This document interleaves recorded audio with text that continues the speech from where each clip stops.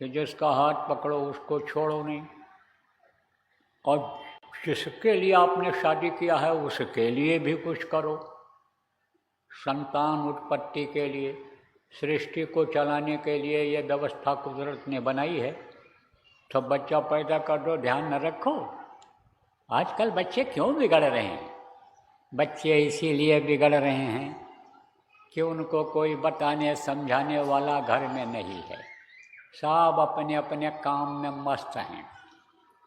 उम्मीद तो उनसे रखते हैं कि हमारा लड़का कलेक्टर बन जाए, कमिश्नर बन जाए, बहुत बड़ा नेता बन जाए, देश को संभालने वाला, विदेश में अन्य अपना प्रभाव जताने वाला, ऐसा हमारा लड़का बन जाए।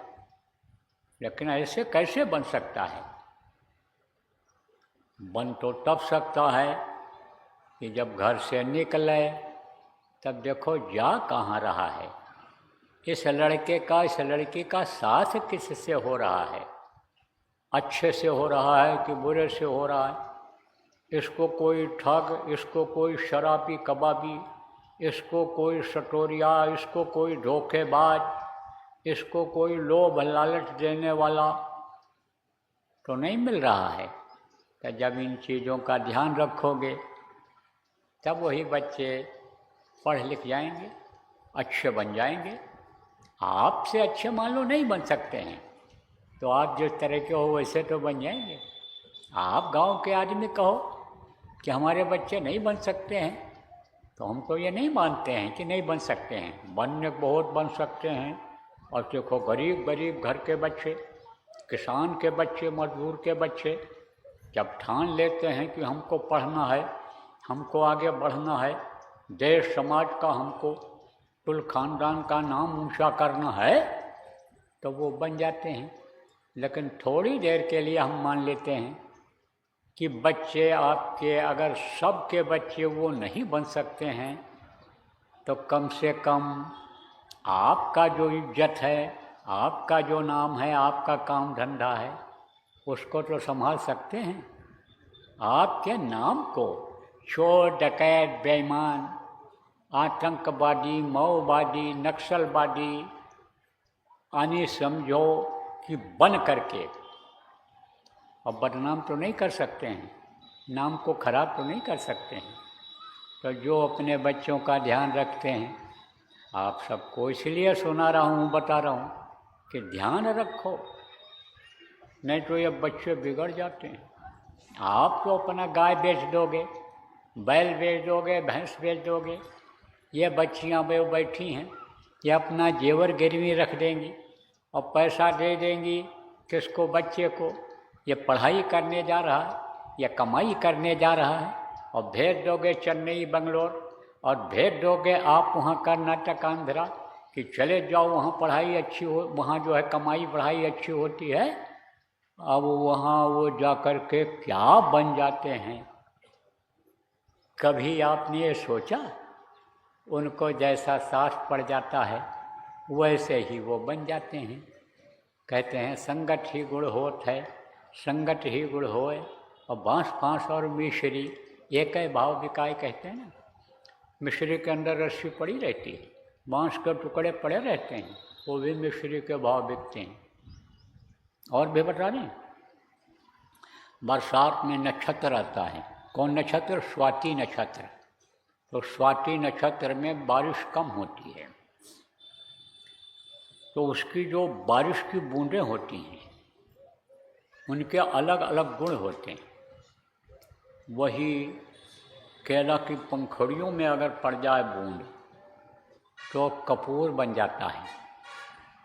और ये जो सीप होती है, शंख और सीप होती है ना, समुद्र से निकलता है, समुद्र में रहते हैं वो, तो उसमें अगर पड़ जाए तो मोती बन जाता है। और सांप के मुंह में अगर पड़ जाए तब जहर बन जाता है। कहा ना, कदली सेब भुजंग मुख, स्वार्थ बूंद गुण तीन, और जैसी संगत कीजिए वैसे ही गुण दीन।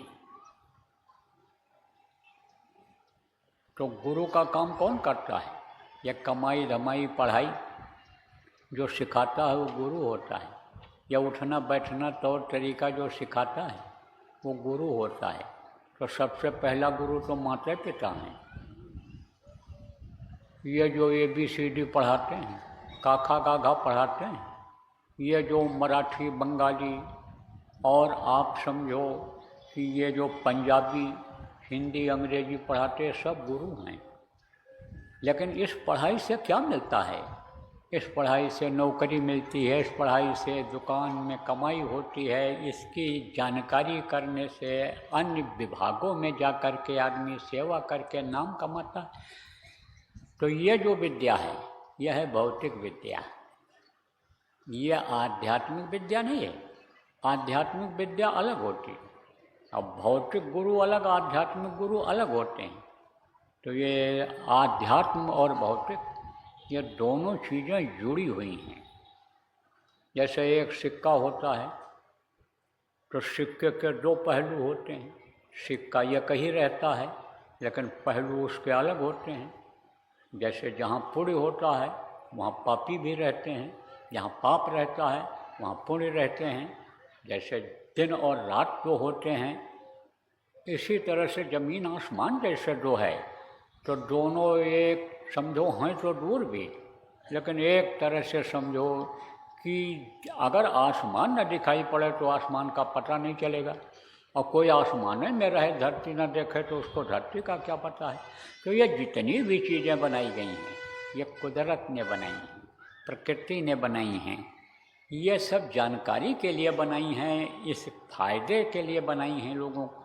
तो ये क्या है? ये आप ये समझो भौतिक विद्या है। इन आँखों से जो चीज़ें दिखाई पड़ती हैं वो समझो कि ये भौतिक लोक है। लेकिन आध्यात्मिक लोक कौन सा है? जो इन आँखों से देखा नहीं जा सकता है। देवी देवताओं का नाम सुनते हो लेकिन देवी देवता को देखे नहीं हो। आप ये समझो ब्रह्मा हैं, विष्णु हैं, शिव जी हैं, ये इंद्र हैं, शशि हैं, यमराज हैं, और ये लोग ये आँखों से, इन आँखों से थोड़ा देखे जा सकते हैं। वो इससे आगे के हैं, परे के हैं। तो ये जितने भी लोग नाम कमाए, जिनकी आज पूजा हो रही है, वो दोनों विद्या के जानकार थे, दोनों विद्या के। आध्यात्मिक